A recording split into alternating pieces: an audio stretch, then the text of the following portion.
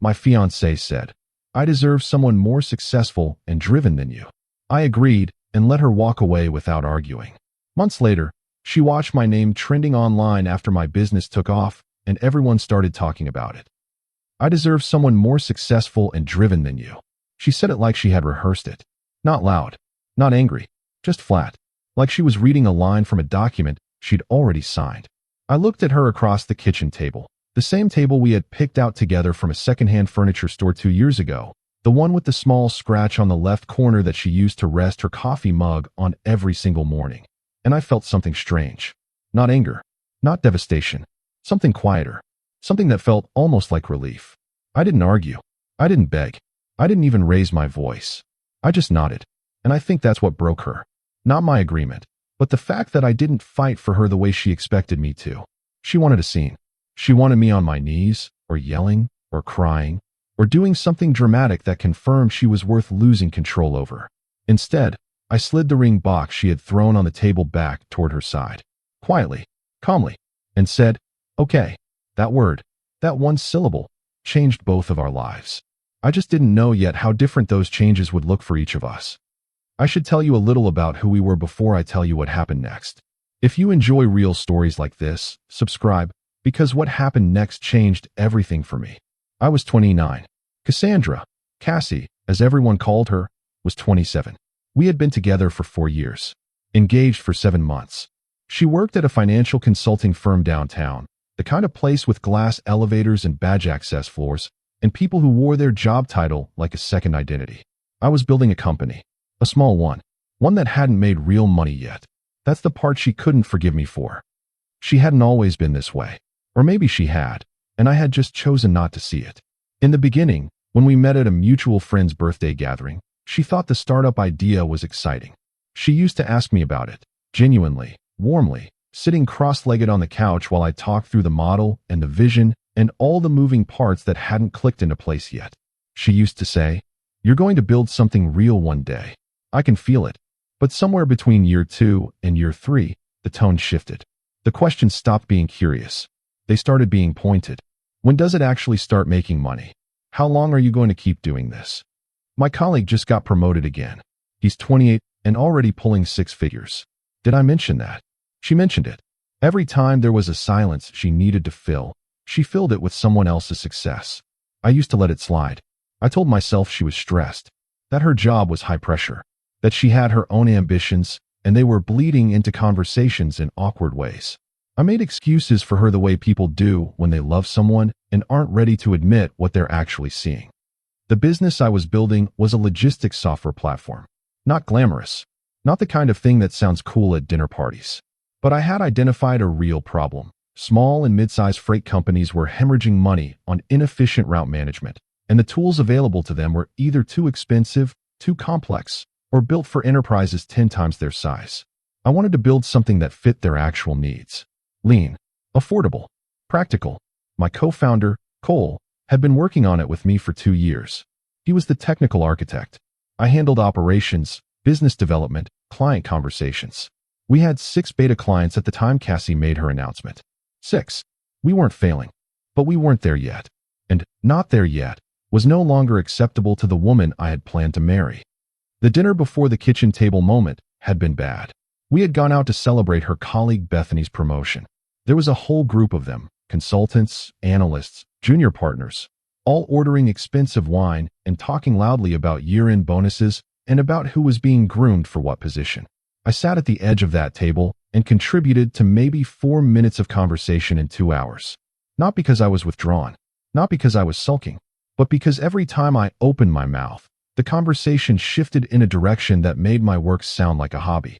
"Oh, you do startups? What stage? Still pre-revenue?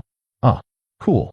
That last "cool" is the most devastating word in the English language when someone uses it to close a door. Cassie laughed along with all of it. She didn't correct anyone. She didn't step in. She smiled her practiced corporate smile and let me sit there in a silence she helped build. On the drive home, she didn't speak. Neither did I. But when we got inside, she sat down at the kitchen table, folded her hands in front of her, and said she needed to talk. I poured myself a glass of water. I didn't sit down. I leaned against the counter. And then it came. I've been thinking a lot about us. About where we're headed. About what I want my life to look like. Pause. I think I deserve someone who's more successful. More driven. Someone who's actually going somewhere. She didn't say "than you" immediately. She let that last sentence hover for a moment, like she was giving me the chance to volunteer for the position she was describing. And when I didn't jump in, she finished it. More successful and driven than you. The ring came off her finger. Placed on the table. Not thrown. Placed. Deliberately. Like a document being submitted. I don't know what she expected. Maybe she expected me to remind her of the promises we'd made. Maybe she expected me to point out that she had known I was building something from the very beginning. That this wasn't a bait and switch. Maybe she expected me to break. But I had been carrying that relationship on my shoulders for a long time. Longer than I had admitted to myself. And when she said those words, something inside me, some tightly wound rope I had been clutching, just let go. I pushed the ring box back. I said, "Okay." And I meant it. Not as a performance. Not as pride. I meant it as a man who was finally being honest with himself about what this relationship had quietly become. She blinked. "That's it. Just okay. What do you want me to say, Cassie?" She opened her mouth. Closed it. "I thought you'd fight for you." She looked away. "I thought you'd at least try to explain yourself." I looked at her. Looked at the ring box. Looked at the scratch on the corner of the table. "You didn't ask me to explain myself. You told me what you think I am. And I'm not going to argue with someone about who I am." She left that night. Took the bag she had apparently packed before the conversation started, which told me this had been planned longer than the drive home from that dinner. I sat in that apartment alone for about an hour after she left. No music. No television. Just the hum of the refrigerator and the feeling of 4 years rearranging themselves into something I could actually look at clearly. I thought about all the times I had downplayed the company around her friends because it was easier than watching her quietly cringe.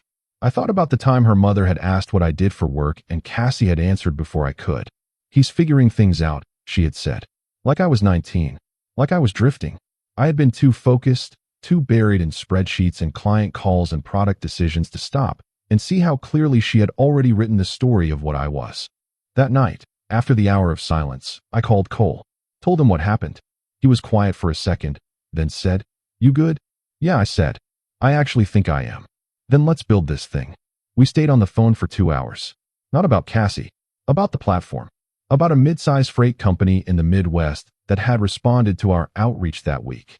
About a feature we needed to add before we could pitch them properly. That call was the first night in months that my mind felt completely uncluttered. And I didn't know it then. I genuinely didn't. But that uncluttered version of me was about to do something neither Cassie nor I could have anticipated. The next 3 months were the hardest and the most focused of my life. I moved into a smaller apartment. 1 bedroom. Cheaper rent. I reinvested every cent I could back into the business. Cole and I brought on a part-time developer. A quiet, brilliant woman named Petra who could write back-end code faster than most people could read it. We pitched the Midwest Freight Company. Got them. That was client 7. Then 8 came. Then a regional distribution company reached out to us because one of our beta clients had mentioned us in an industry forum. We hadn't even posted there. It was organic. It was someone genuinely recommending what we had built because it had actually helped them. I remember reading that forum thread at midnight and just sitting with it. Quiet. Not screaming or celebrating. Just sitting with the proof that the thing was real. That it worked. That the vision I had been building in the background of a relationship that was quietly suffocating me was not delusion. It was just early. I heard about Cassie through mutual friends, the way you always do. She was dating someone. His name was Trevor. He was a senior analyst at a competing firm, drove a company car, had a condo downtown. He checked every box she had decided I was missing. I'll be honest, it stung. Not because I wanted her back, but because she had found her a more successful person so quickly. Like she had him in mind before she ever sat down at that kitchen table. Looking back, I think she did. I think the speech was closing one door so she could open another one she had already been standing in front of. But that's a thought I shelved. Because I had work to do. By month 5, we had 14 clients. We were generating real revenue. Not, we survived this month revenue. Real, scalable, predictable monthly recurring revenue that made our unit economics start to actually sing. Cole and I had a call with a venture partner that Cole's old professor had connected us to. His name was Aldous, one of those rare investors who had actually worked in logistics before he moved into funding companies. He understood the problem we were solving before we finished describing it. That call lasted 90 minutes. We had planned for 30. At the end, he said, "Send me your deck. I already know I want to keep talking." We sent it that night. 3 days later, he came back with a term sheet. Not a massive one. Not a Series A or anything that would make headlines on its own, but enough to hire properly. Enough to build the next version of the product. Enough to stop surviving and start scaling. Cole and I signed it on a Tuesday afternoon in a coffee shop that had terrible lighting and the best espresso I've ever had. We didn't toast with champagne. We just looked at each other across that small table. And Cole said, "We did it." And I said, "Not yet, but we will." The next 6 months blurred. New hires. New clients. A partnership with a regional logistics association that gave us exposure to over 400 potential clients in their network. A feature rollout that a freight industry newsletter covered. Not glowingly, just factually, but it was enough to drive inbound inquiries we hadn't even been chasing. We were working 18-hour days, but they didn't feel like punishment. They felt like momentum. There's a difference. Punishment drains you even when you're resting. Momentum feeds you even when you're exhausted. I was running on the second kind. Then came the thing that changed everything publicly. A writer at a mid-tier business publication was doing a piece on underdog logistics tech companies, the ones solving real industry problems without the noise of Silicon Valley hype. Cole's old professor had apparently mentioned us. Again, we owe that man dinner. The writer reached out to me. I didn't overthink it. I agreed to an interview. 45 minutes on the phone. I just talked about the problem, about the clients, about the gap in the market. I wasn't performing. I wasn't pitching. I was just explaining something I had thought about every day for 3 years. The article came out on a Thursday morning. The headline called us, "The Quiet Infrastructure Fix That Freight Companies Have Been Waiting For." By noon, the article had been shared 1,400 times across LinkedIn and a few industry forums. By 3 in the afternoon, a larger publication had picked it up and written a follow-up piece. By evening, my name was trending, not broadly, not like celebrity trending, but within the logistics and small business tech space, which is exactly where our clients lived. The inbound emails that came in over the next 72 hours were more than we had received in the previous 8 months combined. Cole texted me at 11 that night. One message. Just, "We're not stopping."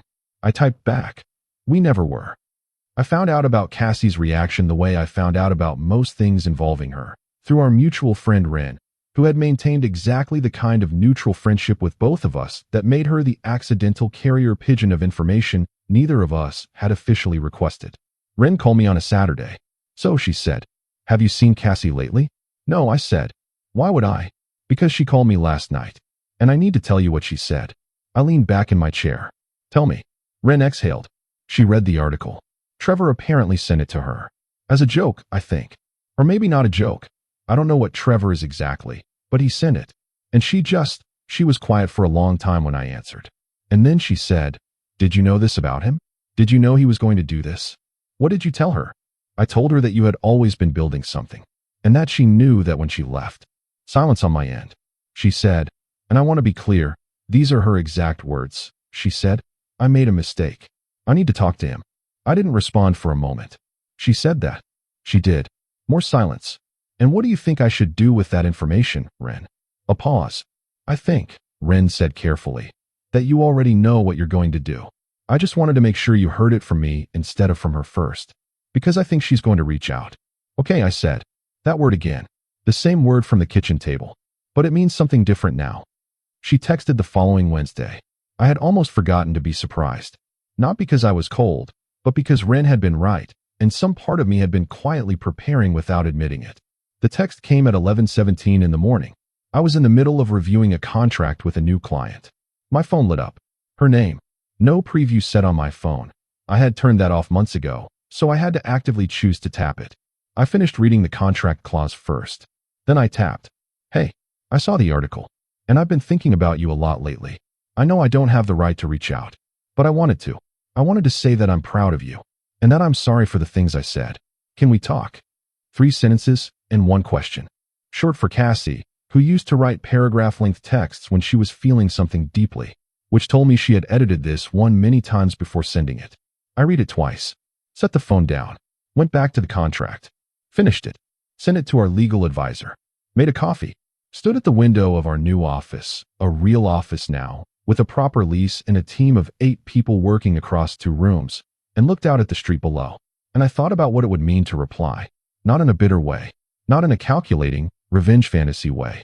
I genuinely thought about what kind of man I wanted to be in this moment. Here's what I knew about myself by then. I had spent a year building something that had required every uncluttered hour of my life.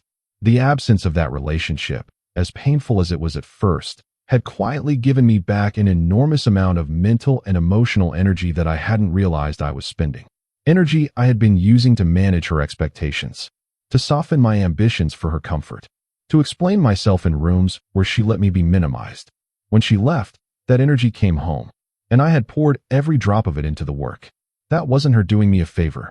That wasn't some poetic gift she gave me by leaving. She left for her own reasons. She left because she had made a decision about my value that I think she had settled on long before that kitchen table conversation. But the result, the unintended result, was that I had stopped spending energy on someone who didn't believe in what I was building, and the work had breathed. I also thought about Trevor, not jealously, but practically.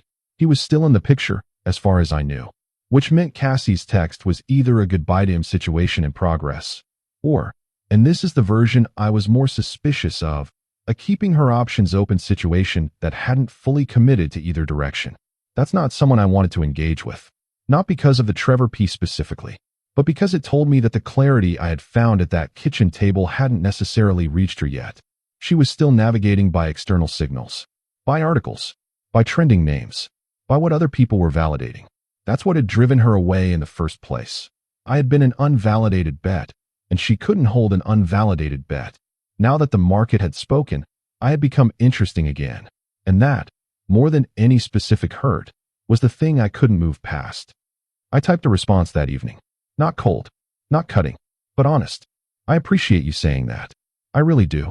And I hope you're well, genuinely. But I don't think talking is something I can do right now. Not because I'm angry, because I'm not, and that's the truth. But because I've been very clear about who I was and what I was building for 3 years. The version of me in that article isn't a new person. It's the same person who sat at our kitchen table. I think you deserve someone who believes in you the way I needed someone to believe in me before it was validated. I wish you all the best. I sent it. Put the phone in my desk drawer. Went back to a deck I was preparing for a conference presentation we had been invited to give. She replied 40 minutes later. I didn't read it until the next morning. When I did, it was longer than her first text. She talked about regret, about not seeing what was right in front of her, about how Trevor wasn't, and then she stopped that sentence and didn't finish it, about how she had built a version of success in her head that was really just the version her firm rewarded. It was honest, probably the most honest she had been with me in the last year of our relationship, and I sat with it for a long time, because I'm not someone who enjoys another person's pain. I didn't want her to suffer. I didn't want her to be stuck in something that wasn't working. But wanting good things for someone and being the right person to give those things to them, those are two different commitments. And I had already made my decision. I wrote back, shorter this time. I hear you. And I mean this. I genuinely hope you find what you're looking for. You'll get there. But I'm not the path. She didn't reply after that. And I didn't send anything more. The conversation closed the way good things sometimes do, not with noise, but with a quiet, mutual understanding that the chapter was done. 3 months after the article, we closed our Series A, $4.5 million, led by Aldis's firm, with 2 co-investors who had come in through the industry buzz. It was a real round, the kind that required lawyers on both sides and weeks of due diligence and a data room that Qley and I built at midnight over several consecutive weekends. The day we closed, I sat in our office after everyone had gone home. I turned off the overhead light, sat in the glow of the monitor, and I thought about the kitchen table, the scratch on the corner, the ring box being pushed back, the single word, okay. I used to wonder if saying that word was weakness, if agreeing with her instead of fighting was me surrendering something I should have defended. But sitting there in the dark with a signed term sheet on my desk and a team of real, talented people sleeping at home who would come back in the morning to build something alongside me, I didn't feel like I had surrendered anything. I felt like I had made space for the work, for clarity, for the version of myself that didn't need to be constantly explained to someone who had already decided what I was. Ren called me the week after the funding announcement. She had seen the press release we put out. You know she saw it, she said. I figured. She didn't call me this time. Okay. I thought you'd want to know. I appreciate it. Are you happy? Ren asked. Just like that. Direct. The way Rin always asked the things other people danced around. I looked around the office. At Petra's desk, covered in sticky notes with code snippets and to-do items.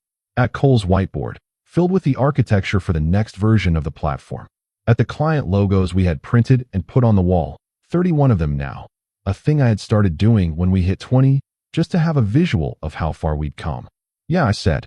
I really am. Good, Rin said. I always thought you would be. People ask me sometimes, not many people, but the ones who know the full story, whether I regret not fighting for the relationship. Not fighting for her. I always pause before I answer that, because I want to be honest and not just perform the version of the answer that sounds clean and evolved and sorted. The honest answer is, no, not because I stopped caring. Not because she became a villain in the story of my life. But because fighting for a relationship, really fighting for it, requires both people to believe it's worth saving. And she had already decided it wasn't. She had decided before she sat down. She had decided before she packed that bag. She had decided, I think, somewhere around the time she started measuring me against her colleagues' bonus structures. The fight she wanted me to put up would not have changed the outcome. It would have just delayed it. And in delaying it, I would have delayed everything else. Every client. Every late night with Cole. Every conversation with Aldous. Every hire. Every problem solved. All of it would have been pushed back by however long I spent trying to prove myself to someone who had already made up their mind. There's something I've thought about a lot since the article. Something I've never really said out loud. The success didn't change who I was. That's the part people miss when they hear the story.